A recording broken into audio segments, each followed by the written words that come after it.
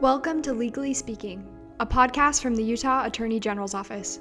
Here, we will be discussing matters of policy and justice, cases that our office is taking on, hot topics in Utah and in the world, but of course, it will all be done legally speaking. If you've ever heard of forever chemicals, you will after this podcast. Welcome to Legally Speaking. I'm Richard Pyatt. Joining me today is Craig Anderson. We're both from the Utah Attorney General's Office. Craig is the Division Director for the Environment, Health, and Human Services section of the Utah Attorney General's Office. So, Craig, this forever chemicals sounds kind of looming. Would you tell us a little bit more about what that is and how it, why don't you tell us about more what it is? I will. There are several classes of forever chemicals. They're essentially referred to by an acronym PFAS, P-F-A-S, or PFOS, P-F-O-S. And these are chemicals that are highly stable in the environment, and they have a tendency to bioaccumulate in the body. But let me interrupt you for a second. The bottom line is they're everywhere. They're everywhere. There are probably some looming around in your body. So the reason that we're doing this podcast is to let you know that our office is working on potential litigation to act in people's interest about these chemicals. Right. But I'm sorry I interrupted you, but I wanted to make this relevant to the people that are watching really fast. So anyway, these chemicals are chemically stable, tough cookies. Yeah, they're very stable, they're persistent, and they're used in a wide range of products that everyone comes into contact with.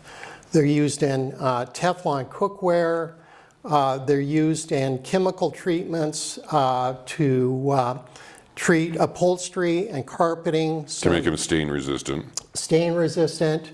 They're used in aqueous foams for firefighting, high temperature fires like aircraft fires, auto fires, or even forest fires. And it was sort of interesting because we were talking at another time, it's the stuff that's inside the bags of your microwave popcorn that keeps the ingredients from sticking to the sides of the bag. Exactly. Right? So it's kind of like sneaking its way into your food too. Right. It's in pizza boxes, pre-prepared foods that are in plastic trays, just a whole variety of products. So what if you get it into your body? Do we know what it does? It doesn't sound like it could be good. And the first thing that comes to my mind is potential cancer risk. There is a cancer risk. It's known to be an endocrine disruptor, which affects hormones.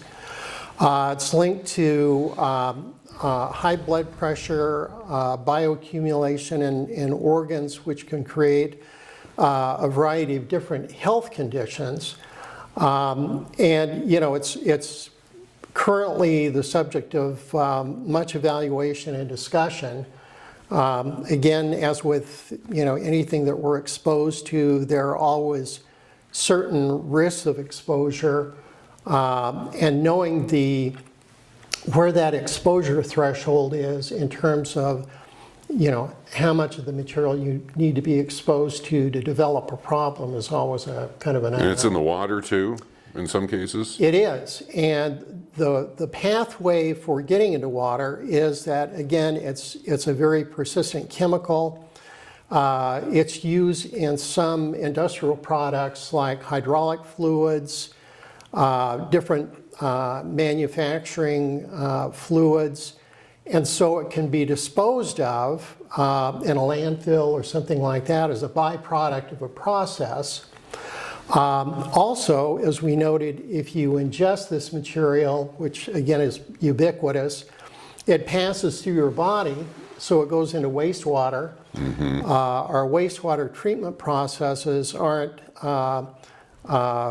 sophisticated enough to take it out of the wastewater. Gotcha. So as a result, it can end up in groundwater or surface waters. Okay, so again, this is early, any kind of potential litigation, it's still early. Are we still trying to establish how big of a problem forever chemicals are in Utah, or do we already know a little bit? We do know a little bit, and in terms of use of this material in Utah, the primary source is in aqueous firefighting foams. Okay. There have been some releases at the airports where firefighting foams are used, also in forest fire suppression. The Department of That Environmental... red stuff that comes out of the plane, is that what that is? Okay. Yeah. The Department of Environmental Quality has done some testing of public drinking water systems in Utah. And so far, the good news is that the detection levels have not identified anything significant in any of the regulated public drinking water systems.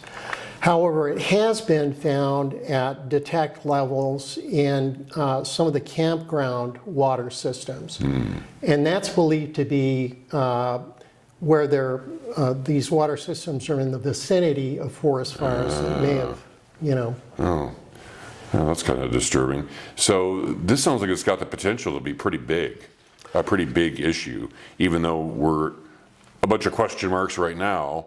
Right. Eventually, this sounds like it could be something, since everyone's involved, that could be a significant health issue for people. Does it have that potential? Let me just ask that. It may be a little bit premature to evaluate what the potential risk to the general public would be. There is a very high concern about that risk, however. There have been a number of lawsuits that have been filed across the country.